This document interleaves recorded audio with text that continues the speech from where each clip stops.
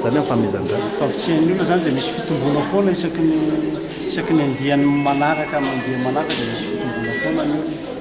Kitapon-draha firy eo no voangonareo isaky ny hetsika ary firy no antenaina amin'ity indray mitora Manodidina ny 300 foana zany dia amin'ity izay manantena mihoatra an'izay satria nanentana ny olona izay mba ho avy maro dia efa mitanao manomboka tamin'ny fito sasany dia manomboka tonga ny olona.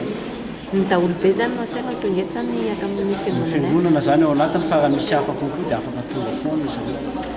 Misy karazana tokotonono tsy mankasitraka loatra ny tyle fifamonjana sy fanomezana raha ty. Inona mahatonga ny baikay no somary mavitsika ihany amin'ny fanomezana. Izy io zany mahatonga ilay mavitsika izy io fotoana anankiray ahafahana manampy olona ray satria ny olona mandray io raha io manko ny olona ray mety efa eo am-bavahoana ny fahafateny fa noho ny raha izay nomenao dia velona izy voavonjy ray igny fotoana ray zany io tsy mandovolo tsy mihina fa avaminao no manome an'ilay raha dia eo ilay olona voavonjy ny fotoana sarotra indrindra eo.